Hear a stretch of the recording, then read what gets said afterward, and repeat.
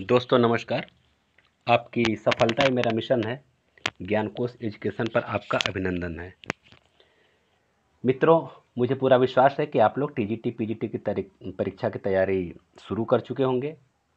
शुरू नहीं मतलब पूरा आप मतलब पूरे प्रवाह से पूरे गति से आप तैयारी कर रहे होंगे। निसंदेह इस परीक्षा में आपको सफलता अवश्य मिलेगी। मैं ईश्वर से प्रार्थना भी करता हूं और आपका परिश्रम भी है। दोनों मिलकर के जब प्लस करेगा तो आपको सफलता अवश्य मिलेगी। दोस्तों, जैसा कि आप जानते हैं कि आपके इस प्यारे चैनल से बहुत सारा इस परीक्षा से संबंधित कंटेंट उपलब्ध करवा दिया गया है। 200 से ज़्यादा वीडियोस प्लेलिस्ट में पड़े हुए हैं, आप वहां से देख सकते हैं। बीच बीच में जिस भी सेक्शन से ऐसा लगता है कि नहीं यहाँ से क्वेश्चन आने की प्रबल संभावना है इस परीक्षा में 2022 में, तो छोटा छोटा कंटेंट मैं आपको देता रहता हूँ।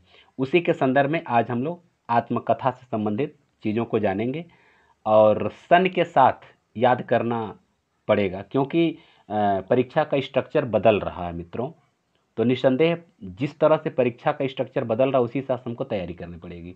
जो 2016 या उसके पहले का जो परीक्षा था वह समझिए 2021 की परीक्षा के हिसाब से देखा जाए तो कुछ भी नहीं था। पेपर एकदम समझिए कि बिल्कुल एकदम हवा हवाई था इसके पहले का पेपर, आपकी जो तैयारी है। लेकिन उसी हिसाब से तैयारी करना पड़ेगा। चलिए तो सीधा आज हम लोग देखते हैं आत्मकथा, उनके लेखक और वर्ष को। 1950 के बाद की आत्मकथा लेखकों को हम लोग आज अध्ययन करेंगे। तो आइए देखते हैं। अज्ञात जीवन आत्मकथा रही है। अज्ञात जीवन किसका? अजीत प्रसाद जैन का। कब का? 1991 का। अज्ञात जीवन 1991, अजीत प्रसाद जैन।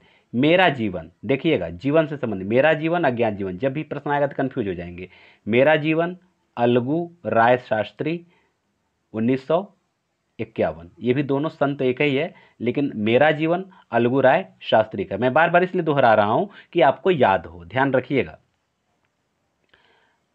अब हम यशपाल की बात करें। आप जानते हैं कि यशपाल का जो आत्मकथा है वह सिंहावलोकन है, और सिंहावलोकन के ही नाम से यह लिखे हैं 3 भाग में। प्रथम भाग है 1951 में, द्वितीय भाग है 1952 में और तृतीय भाग 1955 में।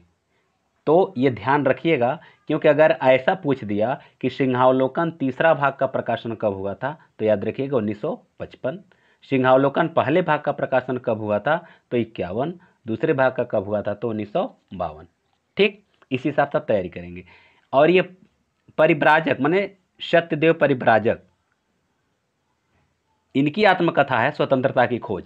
यह भी 1951 में ही लिखी गई थी। ठीक है, तो स्वतंत्रता की खोज अगर आ जाए, परिव्राजक का है सत्यदेव परिव्राजक का, और 1951 का यह है। ठीक है, आइए परिव्राजक की प्रजा। परिव्राजक की प्रजा यह एक आत्मकथा है। तो देखिए, अगर इसमें ध्यान रखिएगा मित्रों, यहां मैं आपको थोड़ा इंगित कराना चाहता हूं कि अगर कहीं आपको परिव्राजक की प्रजा दे दे और सत्यदेव परिव्राजक का नाम अगर जो दे दे तो आप कंफ्यूज हो जाएंगे।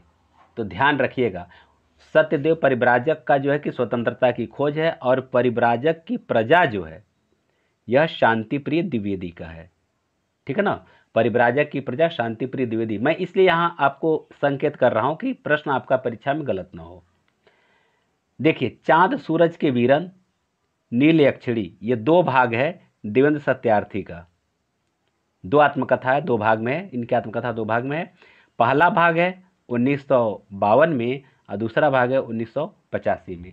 तो 1952 में चांद सूरज के वीरन, 1985 में नील यक्षिणी, और किसका है? देवेंद्र सत्यार्थी का है। जीवन चक्र एक आत्मकथा है, किनका? गंगा प्रसाद उपाध्याय का है। किस और कब का है? 1954 का है। तो जीवन चक्र गंगा प्रसाद उपाध्याय 1954। यादों की परछाइयाँ एक आत्मकथा है चतुर्सेन शास्त्री का, और यादों की परछाइयाँ इनका पहला भाग है जो 1956 में ये प्रकाशित हुआ था, यादों की परछाइयाँ। इसका जो दूसरा भाग है 1963 में आया था, मेरी आत्म कहानी के नाम से। किस नाम से? मेरी आत्म कहानी। तो मेरी आत्म कहानी 1963, यादों की परछाइयाँ 1956, किसका? चतुर्सेन शास्त्री का। ठीक, आइए सेठ गोविंद दास का आत्मकथा देख लिया जाए। ये कई बार पूछा भी जा चुका है और ये आता है, ध्यान रखिएगा। तो सेठ गोविंद दास का आत्मनिरीक्षण है। आत्मनिरीक्षण कब का है? 1958 का सेठ गोविंद दास का है। क्लियर। बचपन के दिन यह पहला भाग है। कब प्रकाशित हुआ था? 1958। किसका है? देवराज उपाध्याय का है। तो बचपन के दिन देवराज उपाध्याय, प्रथम भाग 1958। यौवन के द्वार पर द्वितीय भाग है इसका 1970 का है। ठीक है ना, द्वितीय भाग इसका 1970 का है, यौवन के द्वार पर। अर्थात देवराज उपाध्याय का आत्मकथा दो भाग में है, बचपन के दिन और यौवन के द्वार पर। बचपन का दिन 1958 और यौवन के द्वार पर दूसरा भाग है 1970। यह ऐसा मैं इसलिए कह रहा हूँ कि आपको बढ़िया से याद हो जाए। ठीक है। मेरी आत्मकथा इनका एक है, तो यह 1958 का है, पद्मलाल पुन्नालाल बख्शी का है। ठीक है ना। इसके बाद से आपका जो है अपनी खबर एक आत्मकथा है। यह अपनी खबर प्रकाशित हुई थी 1960 में और पांडे बेचन शर्मा उग्र का है ये। ठीक है ना। तो काफ़ी चर्चित है। अपनी आत्मकथा 1958 का है, पद्मलाल पुन्नालाल बख्शी का है। अपनी खबर 1960 का है, पांडे बेचन शर्मा उग्र का है। उसके बाद से मेरे जीवन का अनुभव सीताराम बीए करके एक लेखक है, उनका है, जो 1963 का है। ठीक है ना। जीवन के चार अध्याय जो है 1966 का है और भुवनेश्वर प्रसाद माधव का है। ध्यान रखिएगा, जीवन के 4 अध्याय 1966, भुवनेश्वर प्रसाद माधव। ठीक है। उसके बाद आइए हरिवंश राय बच्चन का क्या भूलूं क्या याद करूं, इनका पहला भाग है। क्या भूलूं क्या याद करूं, इनका पहला भाग है और ये प्रकाशित हुआ था ये 1969 में। फिर उसके बाद इसका दूसरा भाग 1970 में आया था, नीड़ का निर्माण। फिर ठीक है ना। और आज इतना ही। 2 भाग कौन है आप कमेंट करके लिखेंगे। वैसे मैं परसों को पढ़ाऊंगा इसको, लेकिन 2 भाग क्या है और कब प्रकाशित हुआ था आप कमेंट करके लिखेंगे। ठीक है ना। तो आज मित्रों इतना ही। अगर वीडियो अच्छा लग रहा हो तो लाइक और शेयर कीजिए, सब्सक्राइब कर लीजिए, क्योंकि यहाँ से आपको निरंतर वीडियोज़ मिल रहे हैं।